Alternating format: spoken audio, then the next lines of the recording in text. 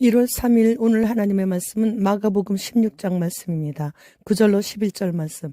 예수께서 안식 후 첫날 이른 아침에 살아나신 후 전에 7 귀신을 쫓아내어 주신 막달라 마리아에게 먼저 보이시니 마리아가 가서 예수님과 함께하던 사람들이 슬퍼하며 울고 있는 중에 이 일을 알림해 그들은 예수님께서 살아나셨다는 것과 마리아에게 보이셨다는 것을 듣고도 믿지 아니하니라. 본문은 예수님께서 십자가의 죽음의 권세를 깨뜨리시고 3일 만에 부활하신 후 가장 처음에 막달라 마리아에게 보이신 것을 기록했습니다. 따라서 막달라 마리아는 예수님의 부활을 최초로 목격하게 된 복된 여인으로 역사에 기록이 되었죠. 막달라 마리아는 7 귀신 들려 극심한 고통을 당하다가 예수님을 만난 후 죄 문제를 해결받음과 동시에 악한 귀신들로 인한 괴로움에서 해방되었습니다. 그 이후로 막달라 마리아는 예수님께 최고의 헌신자가 되어 예수님의 13번째 제자라고까지 일컬어지고 있죠. 그리스도께서는 십자가에서 죽으심으로써 온 인류의 죄를 대속하셨고 죽은 자 가운데서 부활하심으로써 구속을 완성하셨습니다. 십자가는 그리스도께서 무엇을 하셨는가를 말하고 부활은 그가 누구신지를 나타내주고 있는데 이 부활이 없었다면 대적자들의 비웃음과 비난과 조롱 속에 수치스러운 비극으로 끝나고 말았을 것이에요. 십자가가 없었다면 구원은 없는 것이고 부활이 없었다면 그 구원은 완성되지 못하게 되는 것이죠. 안식 후 첫날인 부활의 첫날 이른 아침에 막달라 마리아와 함께 무덤에 달려간 여인들 중에 막달라 마리아의 이름만 거론된 것은 성경 특성상 구속사적인 것만 기록할 수밖에 없었기 때문이에요. 예수님의 여제자들은 여성이기에 엄청난 돌을 굴려내지 못함을 알고 힘있는 그 누군가를 의지해서 돌을 굴려내고 주님의 몸에 향유를 바르기 위해 달려가면서 그 마음이 얼마나 아팠겠습니까? 참으로 가슴이 미어졌을 것입니다. 그래서 그들은 울면서 눈물이 앞을 가려 손수건이 젖을 정도로 그렇게 울면서 주님 묻히신 무덤을 향해 달려갔을 것입니다. 그리고 무덤에 도착했을 때 이미 돌문이 굴려져 있었고 그 안에 예수님은 안 계시고 그래서 여인들은 뿔뿔이 흩어져 예수님을 누가 옮겨가고 있나 해서 여기저기 찾았을 것이에요.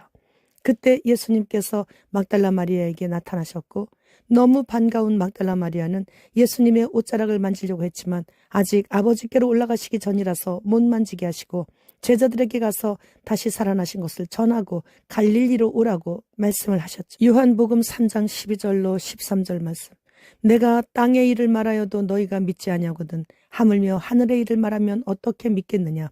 하늘에서 내려온 자 곧 인자 외에는 하늘에 올라간 자가 없느니라. 에녹과 엘리야도 하늘로 올라갔어요. 그리고 변화산에 잠깐 엘리야와 함께 내려와서 예수님의 별세 소식을 전했던 모세도 올라간 것이 증명되었죠. 그러나 그들은 하늘에 올라가서 지상을 마음대로 오가며 천국 복음을 전할 수 없었기에 오로지 하늘에서 내려온 인자만이 하늘에 올라갈 수 있다고 말씀하신 것입니다. 막달라 마리아가 처음 예수님을 배웠을 때는 아직 하늘에 올라가시기 전이었지만 제자들을 만나러 갈릴리로 가셨을 때는 그 짧은 시간에 이미 하늘에 올라가셨다가 다시 내려오신 후였습니다.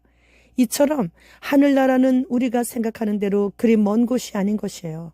우리 주님이 내 안에 계시면 하늘나라가 곧바로 내게서 이루어지는 것입니다. 막달라 마리아와 함께 무덤에 같이 갔던 다른 여인들 또한 모두 다 온 인류를 대속하시는 순간인 예수님의 십자가 아래에서 가슴을 치며 울고 있었던 역사적인 순간에 함께 했던 사람들입니다. 따라서 그녀들 또한 막달라 마리아와 함께 그리스도의 십자가 구원과 부활의 복음을 위해 일생을 바쳐 전하다 순교했을 것이라고 생각해 봅니다. 참으로 부러운 여인들입니다. 이분들이 복음의 첫 주자들이시라면 우리는 마지막 주자들입니다. 이분들은 예수님을 직접 뵙고 따랐지만 우리는 아무것도 보지 못하고 무작정 믿고 따라가고 있기에 사실상 더 복된 자들이에요. 구약시대에는 저녁이 되고 아침이 되니 이는 첫째 날이니라.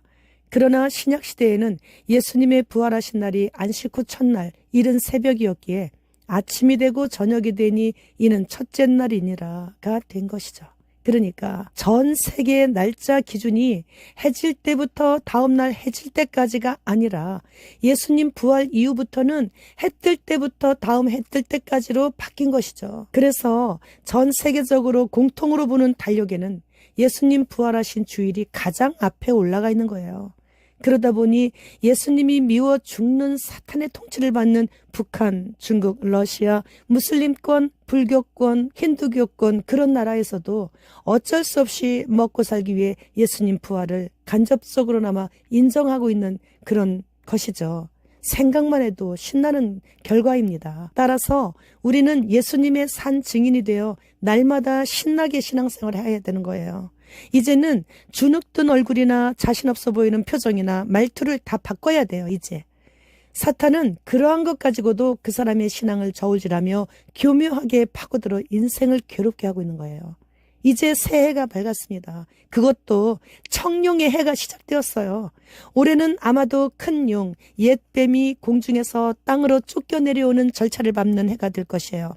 그렇기 때문에 올해는 더 큰 험한 일들을 우리가 좀 많이 보게 되는 그런 일들이 일어날 것 같습니다. 하나님을 경외하며 선을 행하며 깨어 근신하고 기도와 말씀으로 승리하는 이것이 휴거 신부 단장하는 것입니다. WHO 웹사이트에 따르면 2030년까지 500개 이상의 새로운 흰신을 도입할 계획을 세웠다고 합니다. 코감기 때 신은 흰신은 첫 번째 것으로서 가장 약한 것이라는 거예요. 그럼에도 얼마나 많은 사람들이 퍽퍽 쓰러지며 숨을 거뒀습니까? 제가 며칠 전에 광화문을 돌면서 전도를 하고 있는데 텐트가 쳐져 있는 거예요. 그래서 이렇게 보니까 흰신 맞고 억울하게 죽은 유가족들이 마련한 빈소였어요. 가족들 먹여 살리기 위해서 어쩔 수 없이 맞은 사람들이 대부분일 거예요.